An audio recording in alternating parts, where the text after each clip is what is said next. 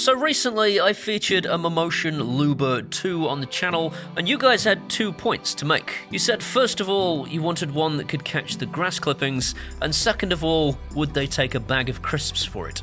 It's a robot that mows your lawn. It's expensive. So Mammotion said they would sponsor me again and send me their Mammotion Yuka. Yuka, not Yoko.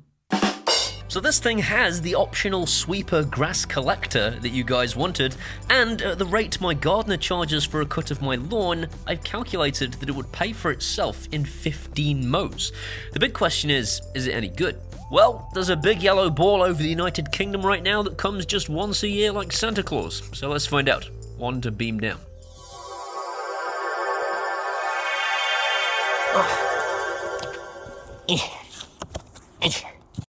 This happened last time. So very pleased, don't... Oi, come back here. No, don't do that. Son of a bitch. There are so many things. Don't... Ooh, you bastard. Ooh. Telegraph pole stuff. Lightsabers. You know, you've got like no idea what any of these bits are for. Oh, what the... This is amazing. I didn't think it'd look that cool. Oh, I should bring him over. Look at that. I didn't think it was going to look this good. Honestly, because the last one was so, like, Batmobile-esque. I didn't think for 1 second this was going to look like this. Oh my goodness, it's sexy.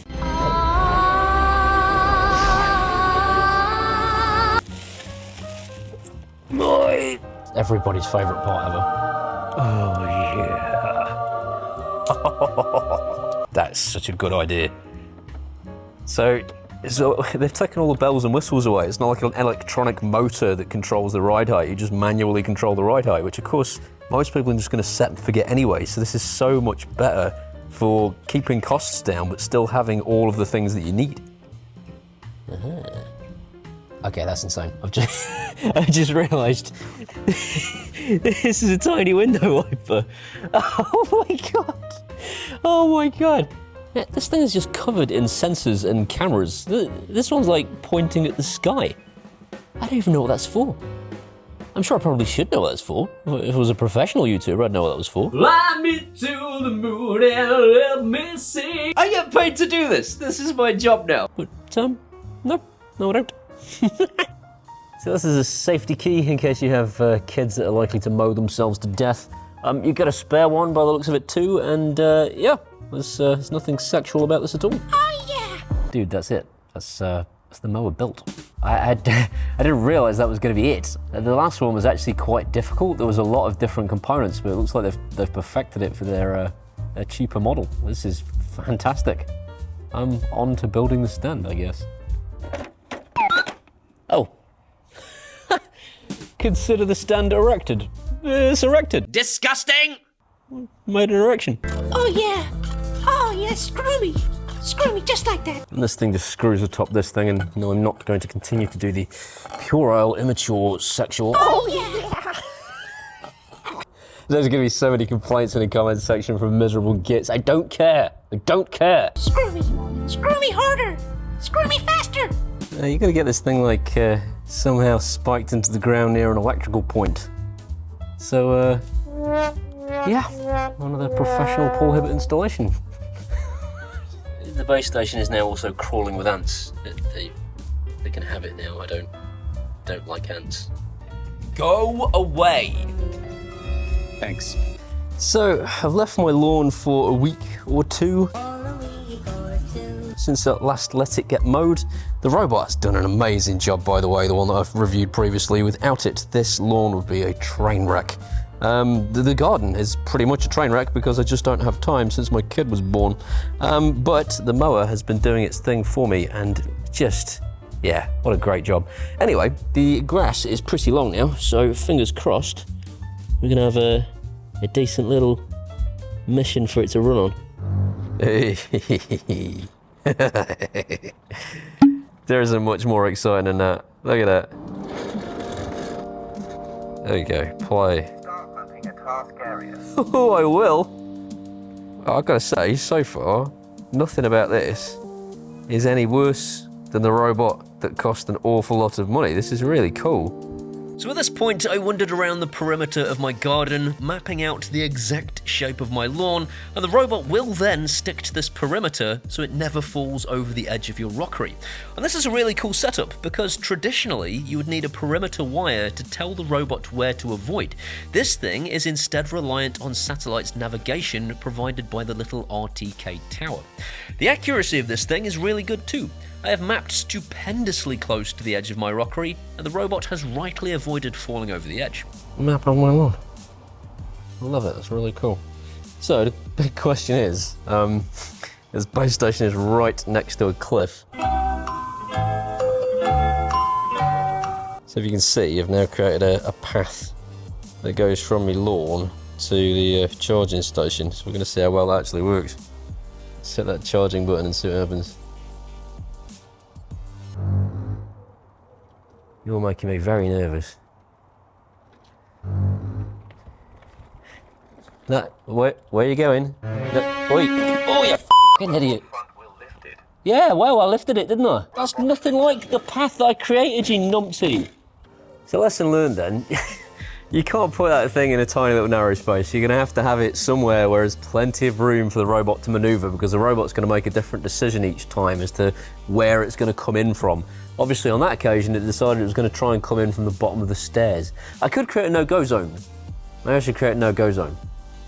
I'll create a no-go zone. You can create no-go zones. You can create a zone that will say specifically avoid this area, it's got a tree in it, or there's a rockery there. You can't, unfortunately, apply this same logic to its recharging sequence. Oh, you f***ing idiot. Front wheel lifted. It can't be done. I just drove it down the stairs. You can't do it because there's just not enough room to maneuver. It needs plenty of space around the charging station, so keep that in mind. It also has cameras not only for controlling it about in first-person perspective, but also for obstacle avoidance. Although, to be fair, you would struggle to injure yourself with this robot because all the blades are covered and they will stop spinning as soon as you pick it up. The robot flipped over. Working on hold. Yeah, there we go. The robot front wheel lifted. I know it. I lifted it. Thanks. And aside from using the app to start the mower on its run, you can of course use a schedule, which will also stop mowing if it's raining, which is super clever. And I've been using this no end with the Luba 2 that I've reviewed a month or so ago. The Yuka does exactly all of those things, and Amazon Alexa too. This means that you can use your mouth hole to start the mower, you can use your mouth hole to stop the mower, you can use your mouth hole to send it back to its recharging station, but not only this is super cool, right? You can use it in routines. This means you could set up a routine in Amazon Alexa that said if the back door is opened, if you've got a contact sensor on your back door, automatically stop the mower.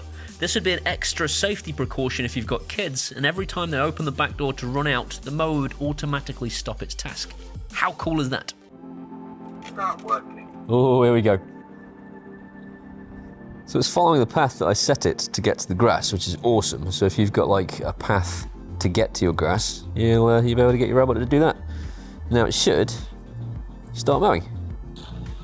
Whoa! That's exciting. I tell you what, I think it's just as quiet as the other robot too, that's unbelievable. It's so cool. So long story short, it is just as quiet as the previous mower.